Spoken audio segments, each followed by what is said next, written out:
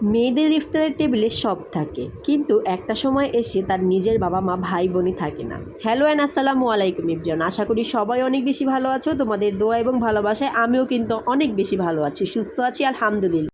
দেখতে দেখতে কিন্তু রোজার মাসগুলো চলেই যাচ্ছে আলহামদুলিল্লাহ। যেমন কষ্ট লাগছে ঠিক তেমন ভালোও লাগছে, কারণ ঈদ কিন্তু একদম সন্নিকটে। সবাইকে আবারও ঈদ মোবারক, অগ্রিম ঈদ মোবারক। তো এখানে হচ্ছে আমি ভিডিওটি চা দিয়ে শুরু করেছিলাম, কারণ চা ছাড়া আমার চলেই না। রোজার মাসেও আমার চা খেতে হয়, যদিও এখন অ্যাভয়েড করছি। তারপরে এখানে হচ্ছে রান্নাবাড়া করে নিলাম সেহেরির জন্য। তো তারপরে এখানে হচ্ছে পরের দিনের ক্লিপস, এটা পরের দিন হচ্ছে আমি এখানে ইফতার বানাতে চলে আসছি। তার আগে হচ্ছে যত প্রকার কাটাকাটি ছিল সব আমি শেষ করে ফেলছি। তো এখানে দেখলাম যে আমার শাশুড়ি হচ্ছে আজকে কোনো ইফতার বানানে, আজকে হচ্ছে খিচুড়ি, দেন হচ্ছে ভর্তা, মুরগির মাংস, এগুলোই হচ্ছে আমরা খাবো। তো তারপর ঘরে চলে আসলাম। আমার ছেলেকে আজকে অনেক পরিমাণ মারছি, কারণ এত পরিমাণ দুষ্টামি করছে। রোজা রেখে বাচ্চারা দুষ্টামি করলে না অনেক বেশি খারাপ লাগে, তাই এখন নিজের কাছেই খারাপ লাগতেছে। তো যাই হোক, ওকে ঘুম পাড়িয়ে দিচ্ছি।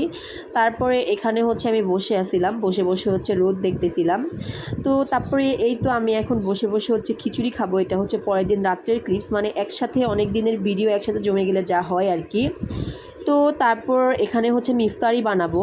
তো ভিডিওর প্রথমেই যে কথাটা আমি বলেছি যে মেয়েদের ইফতারি টেবিলে সব থাকে, হ্যাঁ এটা কিন্তু সত্যি কথা, মেয়েদের ইফতারি টেবিলে সব থাকে। কিন্তু একটা সময় এসে মেয়েরা তার বাবা মাকেই পায় না, কারণ তখন সে নিজেই মা হয়ে যায়। তখন তার উপর থাকে অনেক বেশি দায়িত্ব, সে একটা পরিবারের দায়িত্ব সে নিজেই তখন পালন করে।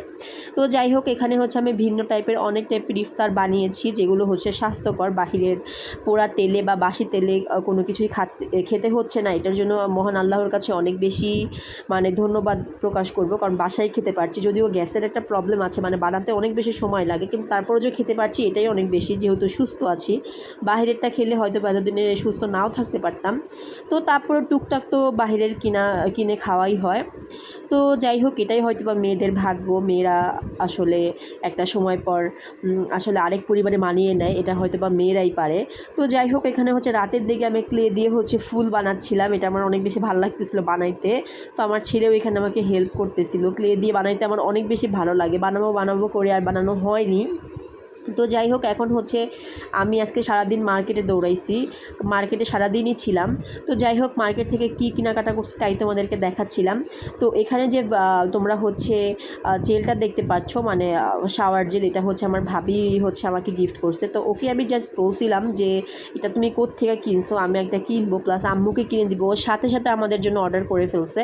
তো আলহামদুলিল্লাহ, ও আসলে অনেক ভালো, মানে দিছে এর জন্য ভালো আমি সেটা বলবো না, এমনিতেও ও অনেক বেশি ভালো, আমাদের মনের মতো আলহামদুলিল্লাহ। আমাদের ননদ ভাবির সম্পর্ক যেন সবসময় এমন থাকে, তোমরা সবসময় দোয়া করবা।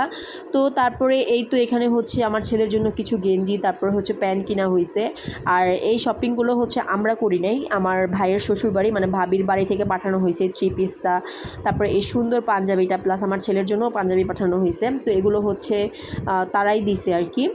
তো তারপরে এই তো আমার ছেলে কতগুলো টাকা পাইছে, এগুলো হচ্ছে ওরই টাকা, যদিও এখন এগুলো বর্তমানে আমারই।